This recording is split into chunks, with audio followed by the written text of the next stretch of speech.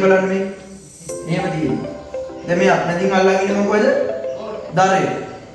මැදින් අල්ලගෙන ඉඳලා මොකද? දරේ.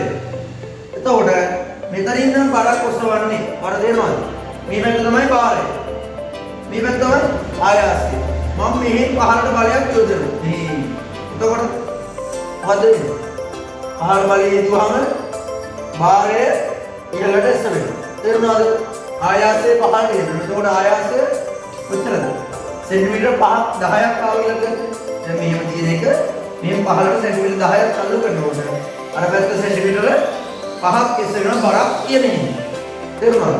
එතකොට මේ විදිහට ගමන් කරපු දුර නේ සෙන්ටිමීටර 5ක් ආවනේ පහළ ගමන් කරපු දුර සෙන්ටිමීටර 10ක් ආවම ගන්නනේ. ඒ ගමන් කරපු දුරට අපි කියනවා කියලාද? ආයාසයේ විස්ථාපනය කියලා. තේරුණාද? දැන් මේ ගමන් කරනකොට බාරයක් මේකත් මෙහෙම උත් යනවනේ. ඒ ගමන් කරන දුර ප්‍රමාණයට අපි කියනවා බාරයේ විස්ථාපනය. මේ දෙක අතර තියෙන අනුපාතය තමයි නැත්නම් ආයාසයේ විස්ථාපනය බාරයේ විස්ථාපනය වෙන්නේ. E ගුණයක්ද කියන එක අපි කියනවා ප්‍රවේග අනුපාතය කියලා. පැහැදිලිද?